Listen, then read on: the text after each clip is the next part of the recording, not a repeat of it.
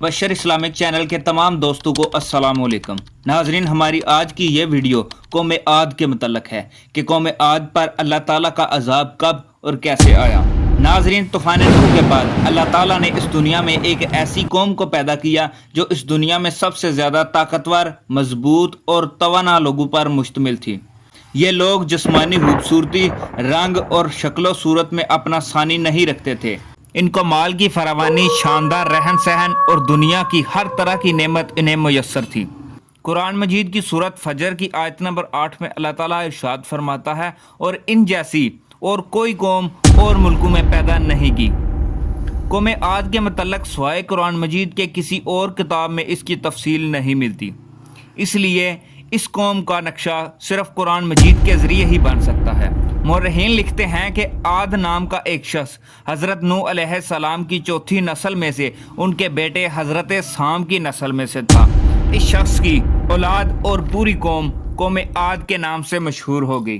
वो अराबी थे और वो बड़े बड़े आलिशान सतूनों के बने हुए महल्लात में रहते थे, और कुरान मजीद ने उन्हें इरम ज़ातल अम्माद यानी सतूनों वाले के नाम से पुकारा है। इरम उनका एक बहुत ही खूबसूरत शहर था जिसके आसार 1990 में खुदाई शटर चैलेंजर की मदद से दरियाफ्त किए गए। ये इलाका आज ओमान का हिस्सा है। बहरा अरब और बहरा अहमर के दरमियान ओमान, बहरीन और मगरबी यमन तक बहुत बड़ा वसी सहरा है, और इसको सहराए अल हक्काफ कहते हैं।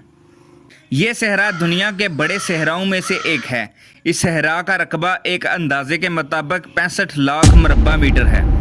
इस सहरा में सफ़ेद और बारीक हज़ारों फुट ऊंचे पहाड़ और टीले हैं। किसी ज़माने में ये सहरा सरसब्ज़ और शादाब इलाका था, और वहाँ ये कौम आबाद थी। आज ये खौफनाक सहरा अल्लाह ताला की निशानियों में से एक इबरत वाली जगह है। कुरान मजीद में सूरत फजर की आयत नंबर 7 और 8 में अल्लाह ताला इरशाद फरमाता है कि वो इरम जो सतूनों वाले थे जिनकी मानद कोई कौम और मुल्कों में पैदा नहीं की गई। यहाँ पर बाज़ मुफस्सिरीन ने लिखा है कि इरम आद के दादा का नाम था, जैसा कि उनके शजरा नसब में बयान किया गया था। और डॉक्टर इसरार अहमद लिखते हैं कि आम मौरखीन का ख्याल है कि इरम कौम आद के ख़ानदान का शाही लक़ब था। हालिया दौर में एक शहर के ज़ेरे ज़मीन जो आसार नज़र आए हैं, उनसे पता चलता है कि इस शहर के फसील पर 30 सतून बनाए गए थे, और कहा जाता है कि यह शहर शद्दाद ने खसूसी तौर पर बसाया था।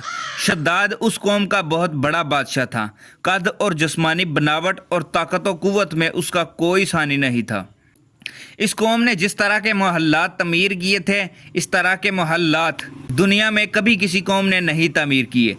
शायद इसीलिए यह जगह शद्दाद की जन्नत अर्जी यानी दुनिया की जन्नत के नाम से मशहूर थी, ताकि लोग आखिरत की जन्नत की बजाय इस दुनिया की नगद जन्नत को इख्तियार कर लें।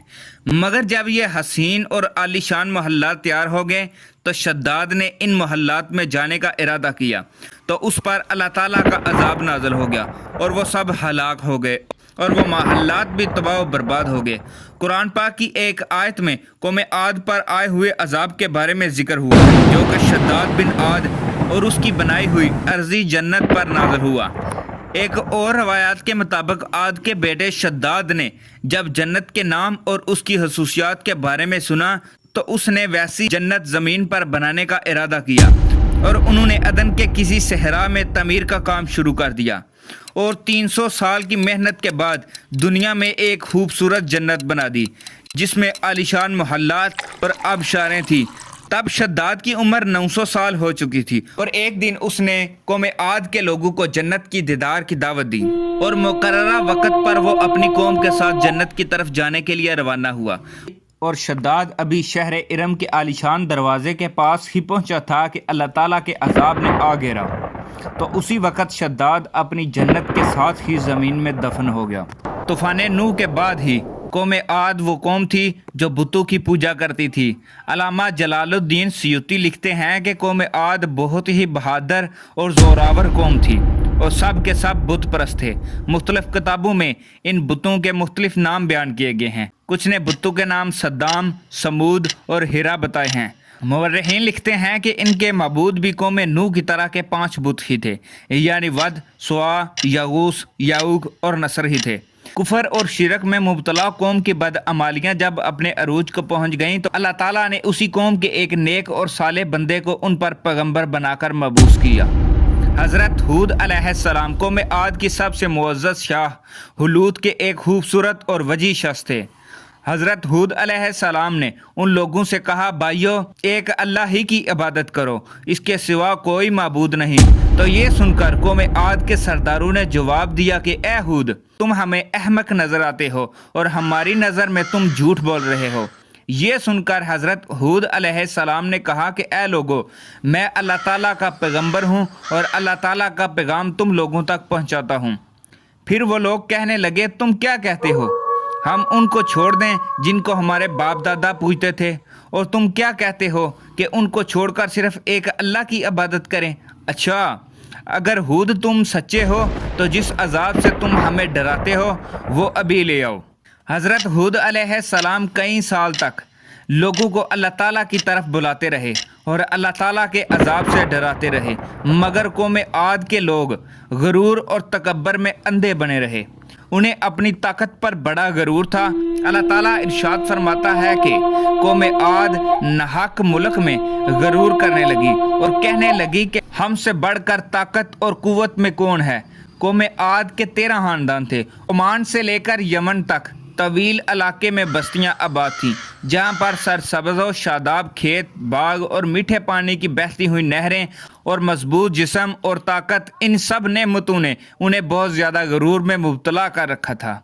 हज़रत हूद अलैहिस्सलाम ने अपनी कौम को अल्लाह ताला की तरफ लाने के लिए बड़ी जिद्दोजहद की, मगर कौम आद के लोग आपको जादूगर और सहरज़दा शख्स तस्वर करते थे और वो कौम ये कहती थी कि इसको हमारे पत्थर के खुदाओं ने ऐसा बना दिया है। बिल्लाहर वो वक़्त भी आ गया जब हज़रत हूद अलैहिस्सलाम ने अल्लाह ताला की बारगाह में दुआ की कि ए मेरे परवरदिगार, इन्होंने मुझे झूठा कहा है, ए अल्लाह अब तू मेरी मदद कर। तो अल्लाह ताला ने फरमाया, ए नबी, ये लोग थोड़े ही अरसे में अपने किए पर पछताने लगेंगे। बिल्लाहर अल्लाह ताला ने हज़रत हूद अलैहिस्सलाम की दुआ कबूल की और कौम आद पर अजाब की शुरुआत हुई। बादलों के फरिश्तों को हुक्म मिला कि अब बारिश ना बरसाई जाए। नहरों, चश्मों और आबशारों के फरिश्तों को अल्लाह ताला की तरफ से हुक्म मिला कि इन सब को खुश्क कर दो। देखते ही देखते सारी शादाबी वीरानी में बदल गई। जानवर और मवेशी सब मरने लगे। फल, अनाज सब पर कहत पड़ गया।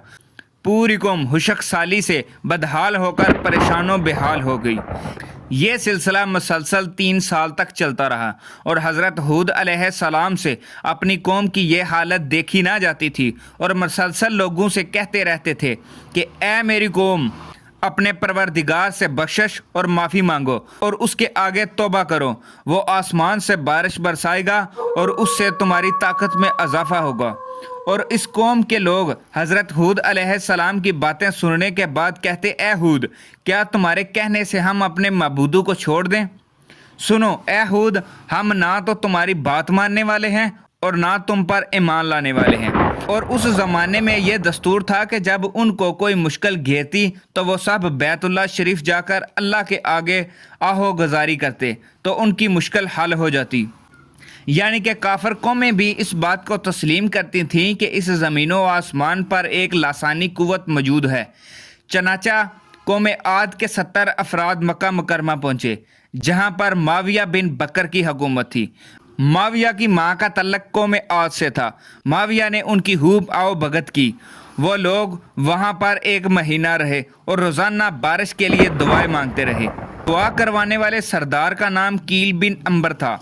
अल्लाह ताला ने उन लोगों की तरफ 3 रंग के बादल भेज दिए, सफ़ेद, सुरह और स्याह, और फिर आसमान से आवाज़ आई कि इन तीनों में से एक को चुन लो। कील ने स्याह बादल को चुन लिया क्योंकि वो खूब बादल बरसाने वाला लग रहा था। इसके बाद फिर दोबारा आवाज़ आई कि तूने हलाकत और तबाही को मुंतहब कर लिया है। चनाचा अल्लाह ताला ने स्याह बादलों को कौम आद की तरफ भेज दिया। इन बादलों को देखकर पूरी कौम खुशी से झूम उठी। इसके बारे में अल्लाह ताला कुरान पाक की सूरत अहकाफ की आयत नंबर 24 और 25 में फरमाता है कि जब उन्होंने इस अजाब को देखा जो बादल की सूरत में उनके मैदानों की तरफ आ रहा था, तो कहने लगे ये तो बादल हैं जो हम पर बरस कर रहेगा। तो अल्लाह ताला ने फरमाया नहीं, بلکہ یہ وہ چیز ہے جس کے لیے تم جلدی کرتے تھے، یعنی آندھی جس میں درد دینے والا عذاب بھرا ہوا ہے۔ یہ ہر چیز کو اپنے پروردگار کے حکم سے تباہ کیے دیتی ہے، اور گناہگار لوگوں کو ہم اسی طرح سزا دیتے ہیں۔ اللہ تعالیٰ کا یہ عذاب 7 رات اور 8 دن تک مسلسل جاری رہا۔ اس آندھی نے کسی بھی جاندار چیز کو زندہ نہ چھوڑا۔ غاروں میں، پہاڑوں، قلعوں، گھروں، میدانوں اور محلات کے اندر سب کو تباہ کر دیا۔ حضرت ابن عمر رضی اللہ تعالیٰ عنہ سے مروی ہے کہ آپ صلی اللہ علیہ وآلہ وسلم نے فرمایا، وہ آندھی جس سے قوم عاد ہلاک ہو گئی تھی، اللہ تعالیٰ نے ان پر صرف انگوٹھی جتنی جگہ کی مثل ہوا کھولی تھی۔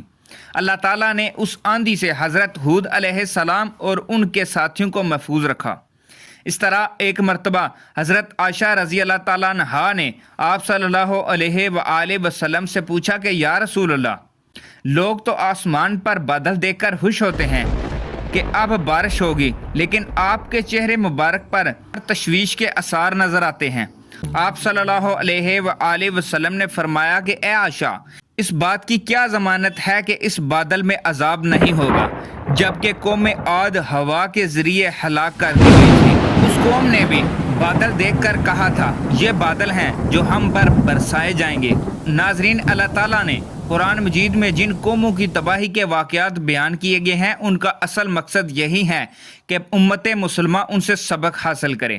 اللہ تعالیٰ نے قوم عاد کو مال و دولت، شان و شوکت اور دنیا کی ہر نعمت عطا فرمائی، لیکن جب اس قوم نے شرک کیا اور اللہ تعالیٰ کی نافرمانی کی تو اللہ تعالیٰ نے ان کو تباہ و برباد کر دیا، اور بعد میں آنے والوں لوگوں کے لیے سبق بنا دیا کہ اللہ تعالیٰ سب سے زیادہ طاقتور اور ساری کائنات کا خالق ہے۔ ناظرین، تو آئیے دعا کرتے ہیں کہ اللہ تعالیٰ ہم سب کو اپنے حفظ و امان میں رکھے اور ہم سب کو قرآن و حدیث سمجھنے کی توفیق عطا فرمائے، آمین یا رب العالمین۔ جی ناظرین، اگر آپ کو میری یہ ویڈیو پسند آئی ہو تو میرے اس چینل یعنی مبشر اسلامک چینل کو سبسکرائب کر دیں اور ویڈیو کو لائک کر دیں اور بیل آئیکن کو دبا دیں تاکہ ہر نئی آنے والی ویڈیو کا نوٹیفیکیشن آپ کو بآسانی مل سکے۔